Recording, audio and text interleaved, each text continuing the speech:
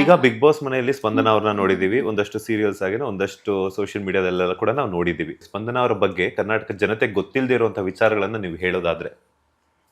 ಅಷ್ಟ್ ಲೇಸಿ ಅಲ್ಲ ಅಂತ ಹೇಳಮ್ಮ. ಅದೇ ನೀವ್ ಹೇಳ್ತೀರ, ಅವ್ರು ಹೇಳ್ಬೇಕಲ್ಲ. ಇಲ್ಲ, ಲೇಸಿ ಅನ್ನಕ್ ಹೆಂಗ್ ಸಾಧ್ಯ ಸರ್? ಇವಾಗ 4 years ಇಂದ ಇಲ್ಲಿ ಬೆಂಗಳೂರಲ್ಲಿ ಅವಳೇ ಸಿಂಗಲ್ ಆಗಿ ಇದ್ಕೊಂಡು, ನಾವು ಯಾವಾಗ ಒಂದು ತಿಂಗಳಿಗೆ ಒಂದ್ಸಲ ಬಂದು ಹೋಗ್ತಿದ್ವಿ, ಅಷ್ಟು ಬಿಟ್ರೆ ಅವಳೇ ಎಲ್ಲ ಅವಳದೇ ಎಲ್ಲ ಮಾಡಿಕೊಂಡು, ಇವಾಗ ಸಟ್ಟಿಗೆ ಹೋಗುವಾಗೂ ಎಲ್ಲ ತಗೊಂಡು ಹೋಗ್ತಿದ್ಲು. ಅಲ್ಲಿ ಒಂದೊಂದ್ಸಲ ತಿನ್ನಕ್ಕಾಗಲ್ಲ ಅಂತ ಮಾಡ್ಕೊಂಡೇ ತಗೊಂಡು ಹೋಗ್ತಿದ್ಲು ಅಡುಗೆ ಎಲ್ಲ. ಅಂದರೆ ನಮ್ಗೆ ಏನನ್ಸೋದು ಅಂದರೆ, ಇಲ್ಲಿದ್ದಾಗ ನಮ್ಮ ಹತ್ರ ಮಾತಾಡ್ಕೊಂಡು ಕೆಲಸ ಮಾಡ್ಕೊಂಡು ಇದು ಮಾಡ್ತಿದ್ಲಲ್ಲ. ಬಿಗ್ ಬಾಸ್ ಮನೇಲಿ ನಾವು ಅವಳಿಗೆ ನಮ್ಮ ಧ್ವನಿ ಅವಳಿಗೆ ಕೇಳಿಸಲ್ವಲ್ಲ, ಹೆಂಗಿರ್ತಾಳೆ ಅಂತ ಅನ್ಕೋತಾ ಇದ್ವಿ. ಬಟ್ ಸ್ಟ್ರಾಂಗ್ ಇದ್ದಾಳೆ. ಓಕೆ, ಈಗ ಕುಕಿಂಗ್ ಬರುತ್ತೆ ಅಂತ ಹೇಳ್ತೀರಾ? ಬರುತ್ತೆ ಸರ್. ಓಕೆ, ಸ್ಪಂದನ ಅವ್ರು ಮಾಡುವಂತ ಅಡಿಗೆ ನಿಮ್ಗೆ ಯಾವ್ದು ತುಂಬಾ ಇಷ್ಟ? ಬಿರಿಯಾನಿ ಸರ್. ಅವಳು ಮೈಸೂರಿಗೆ ಬಂದ್ರು ನಾವೆಲ್ಲ ಹಚ್ಕೊಡ್ತಾ ಇದ್ವಿ, ಅವಳೇ ಮಾಡ್ತಾ ಇದ್ವಿ. ಅಯ್ಯೋ, ಇದೊಂದು ಹೇಳ್ಬಿಟ್ಟು ಫ್ಯಾಮಿಲಿ ರೌಂಡಲ್ಲಿ ಬಂದಾಗ ಇದು ಹೇಳ್ಬಿಟ್ರು. ನೆಕ್ಸ್ಟ್ ವೀಕ್ ಅದಕ್ಕೋಸ್ ನಂಗೆ ಕಿಚನ್ ಹಾಕಿದ್ರು, ಸ್ಲ್ಯಾಬ್ ಕ್ಲೀನಿಂಗು, ಪಾತ್ರೆ ಅದಕ್ಕೆ ಹಾಕ್ತಿದ್ರು ಯಾವಾಗಲೂ. ಹೇಳಿದ ನಿಮ್ಮ ಅಪ್ಪ ಅಮ್ಮ ಹೇಳಿದ ನೀ ಬಿರಿಯಾನಿ ಚೆನ್ನಾಗಿ ಮಾಡ್ತೀಯಾ ಅಂತ. ರಘು ಸರ್ ಇದ್ದವರು ನೀನು ಅಡುಗೆ ಮಾಡಲೇಬೇಕು ಬೆಳಗ್ಗೆ ಅಂತ. ಅವ್ರು ಇಲ್ಲ ಇವತ್ತು ಏನ್ ಮಾಡೋದು ಹೇಳ್ಕೊಡಿ ಏನಾರು ಅಂತ ಅಂದ್ರೆ, ಇಲ್ಲ ನಿಂಗೆ ಬರುತ್ತೆ ಅಂತ ಹೇಳಿದಾರೆ ನಿಮ್ಮ ಅಪ್ಪ ಅಮ್ಮ.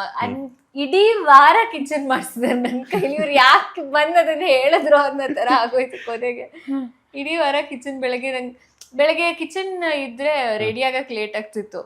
ಸೊ ನನ್ನ ಸ್ಲ್ಯಾಬ್ ಕ್ಲೀನಿಂಗು, ಫ್ಲೋರ್ ಏನಿತ್ತು, ನಾನು ರೆಡಿ ಆಗ್ಬಿಟ್ಟು ಬಂದ್ ಮಾಡ್ತಿದ್ದೆ. ಪರ್ಟಿಕ್ಯುಲರ್ಲಿ ಕಿಚನ್ ಅಲ್ಲಿ ಕುಕ್ಕಿಂಗೇ ಮಾಡ್ಬೇಕು, ಬ್ರೇಕ್ಫಾಸ್ಟ್ ಎಲ್ಲ ನಿಂದೆ ಅಂತ ಇವ್ರು ಬಂದು ಹೋದ್ಮೇಲೆ ಅದೊಂದು ವಾರ ಪೂರ್ತಿ ಅಡಿಗೆ ಮಾಡಿದೆ ನಾನು. ಬಿಗ್ ಮನೆಯಲ್ಲಿ ಹೆಂಗಿರ್ತಿದ್ರು, ಬಿಗ್ ಬಾಸ್ ಮನೆಯಲ್ಲಿ ಹೆಂಗಿರ್ತಿದ್ರು ಸ್ಪಂದನ? ಸೇಮೇ ಸರ್. ಸೇಮೇ ನೋಡ್ದಾಗೆಲ್ಲ ಸೇಮೇ ಸರ್, ವ್ಯತ್ಯಾಸ ಏನು ಅನ್ಸ್ಲಿಲ್ಲ. ನಾರ್ಮಲ್ ಆಗಿ ಮನೇಲಿ ಹೆಂಗಿರ್ತಿದ್ರು ಅಲ್ಲೂ ಹಂಗೆ ಇದ್ಲು ಸರ್.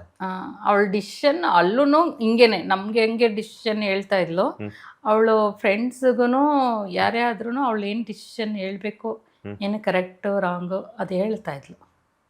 ಓಕೆ, ಎಷ್ಟು ಲಕ್ಷ ಖರ್ಚು ಮಾಡಿದ್ರಿ ಬಿಗ್ ಬಾಸ್ ಹೋಗೋದಕ್ಕೆ? ನಿಜವಾಗ್ಲೂ ಲಕ್ಷದಲ್ಲಿ ಬೇರೆಯವರೆಲ್ಲ ಲಕ್ಷದಲ್ಲಿ ಹೇಳಿದಾರ. ಇವಾಗ ನಾನು ಹೋಗಿ ನೋಡ್ಬೇಕು. ಬಟ್ ನನ್ ಬಟ್ಟೆಗೆ ಐ ಥಿಂಕ್ 15,000 ಏನೋ ಅಷ್ಟಾಯ್ತು ಅನ್ಸುತ್ತೆ. ಅಷ್ಟೇ. ಬಟ್ ಅಷ್ಟು ಚೆನ್ನಾಗಿ ಕಾಣಿಸ್ತಿದ್ರಲ್ಲ, ಹೆಂಗ್ ತಗೊಂಡ್ರಿ 15,000ಕ್ಕೆ ಅಷ್ಟೊಂದು? ಇವ್ರು ಬೇರೆದೆಲ್ಲ ಕಳಿಸ್ತಿದ್ರೆ ಐ ಥಿಂಕ್ ಕೊಲಾಬ್ರೇಟ್ ಮಾಡ್ತಿದ್ರು ಅಂತ ಅನ್ಸುತ್ತೆ, ಅಥವಾ ಇವ್ರುಗಳು ಎಷ್ಟು ಖರ್ಚು ಮಾಡಿದಾರೆ ನಂಗೆ ಗೊತ್ತಿಲ್ಲ. ಬಟ್ ಹೋಗಕ್ ಮುಂಚೆ ನಾನು ಅಂದ್ರೆ ಇನ್ ಜನರಲ್ ನಾನು ಸುಮ್ಮನೆ ಖರ್ಚು ಮಾಡಲ್ಲ, ಬಟ್ ಕಲೆಕ್ಟ್ ಮಾಡ್ಕೊಂಡ್ರನ್ನೆಲ್ಲ ಚೆನ್ನಾಗಿ ಜೋಪಾನವಾಗಿ ಇಟ್ಕೊಂತೀನಿ. ಸೊ ನನ್ನ ಹಳೆ ಕಲೆಕ್ಷನ್ಸ್ ಏನೇನ್ ಬಟ್ಟೆ ಇತ್ತು ಅಷ್ಟು ವರ್ಷಗಳು ಹೋದ್ಮೇಲೆ ಗೊತ್ತಿತ್ತು ಸಣ್ಣ ಆಗ್ತೀನಿ ಅಂತ. ಸೊ ನಂಗೆ ಇವಾಗ ಹೋಗ್ಬೇಕಾದ್ರೆ ಫಿಟ್ ಆಗದಿರೋ ಬಟ್ಟೆಗಳನ್ನೂ ಎತ್ಕೊಂಡು ಹೋಗಿದ್ದೆ ನಾನು. ಸೊ ಆಮೇಲೆ ಅದನ್ನ ಅಲ್ಲಿ ಸ್ಟೈಲ್ ಮಾಡ್ಕೋಬಹುದು ಅಂತ. ಇನ್ ಜನರಲ್ ಆ ಥರ ಬಟ್ಟೆಗೋಸ್ಕರ ಅಷ್ಟೊಂದು ಅಲ್ಲಿ ಮಾತಾಡುವಾಗ್ಲೂ ನಾನು ಕಾವ್ಯ ಎಲ್ಲ ಮಾತಾಡೋ ಇಷ್ಟೇ ಖರ್ಚು ಮಾಡಿರೋದ ನೀನು ಅಂತ ಕೇಳ್ತಾ ಇದ್ರು. ಸೊ ಅದೇ 15,000-18,000 ಅಷ್ಟೇ ಅನ್ಸುತ್ತೆ ನಾನು ಹೋಗ್ಬೇಕಾದ್ರೆ ಶಾಪ್ ಮಾಡಿದ್ದು ಅಷ್ಟೇ. ನೀವೇನಾದ್ರು ಕೊಟ್ಟು ಕಳ್ಸಿದ್ರ ನಿಮ್ ನೆನಪಿಗೋಸ್ಕರ, ಅಲ್ಲಿ ನಾನು ಮಿಸ್ ಮಾಡ್ಕೋಬಿಡ್ದೆ ಹಂಗೆ ಹಿಂಗೆ ಅಂತ? ಇಲ್ಲ ಸರ್, ಆ ಥರ ಏನಿಲ್ಲ. ಬಟ್ ತುಂಬಾ ಮಿಸ್ ಮಾಡ್ಕೋತಾ ಅನ್ಕೊಂಡಿದ್ದೆ ನಾನು. ಬಟ್ ಮಧ್ಯ ಲೈಕ್ ನನ್ ಮನೆಯವ್ರನ್ನ ಮಿಸ್ಸೇ ಮಾಡ್ಕೋತಾ ಇಲ್ಲಲ್ಲ ಅಂತ ಅನ್ಕೊಂಡಿದ್ ಅದನ್ನ ನೋಡಿದ್ವಿ ಸರ್ ನಾವು.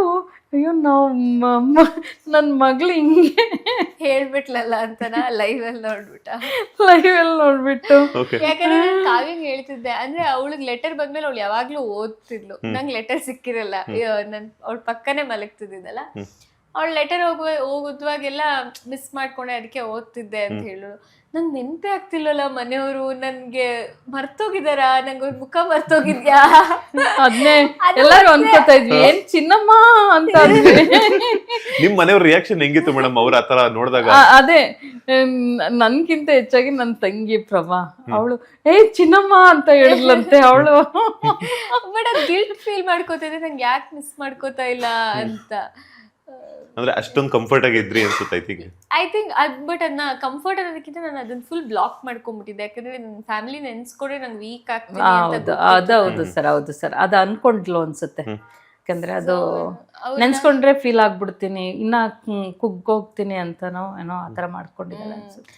ಸೊ ಅದನ್ನ ಒಂಥರ ಬ್ಲಾಕ್ ಮಾಡ್ಕೊಂಡ್ಬಿಟ್ಟಿದೆ. ಬಟ್ ಅದಕ್ಕೆ ಲೆಟರ್ ವೀಕ್ ಟಾಸ್ಕಲ್ಲಿ ನಂಗೆ ಲೆಟರ್ ವೀಕಲ್ಲಿ ತುಂಬ ಕಷ್ಟ ಆಗೋದು. ಯಾಕಂದರೆ ಅದು ಎಕ್ಸ್ಪೆಕ್ಟೇಷನ್ ಬಿಲ್ಡ್ ಆಗುತ್ತಲ್ಲ, ಓ ಸಿಗ್ಬೋದೇನೋ ಬರ್ಬೋದೇನೋ ಅನ್ನೋದು ಬಂದ್ಬಿಡ್ತು. ಅದಕ್ಕೆ ಆ ವಾರ ನಂಗೆ ಕಷ್ಟ ಆಯ್ತು. ಇಲ್ಲ ಆಲ್ ದ ಟೈಮ್ ನಾವು ಥರ ಬ್ಲಾಕ್ ಮಾಡ್ಕೊಂಡ್ಬಿಟ್ಟಿದ್ದೆ, ಇಲ್ಲ ನೆನಪಿಸ್ಕೊಳ್ಳಲ್ಲ ಅಂತ. ಆಮೇಲೆ ಅದು ಲೆಟ್ರ್ ಸಿಕ್ಕದ್ಮೇಲೆ ಹೇಳ್ತಾಳೆ, ಇದಿನ್ ಹಳಲ್ಲ, ನಾನು ಚೆನ್ನಾಗಿ ಆಡ್ತೀನಿ ಅಂತ ಹೇಳ್ತಾಳೆ.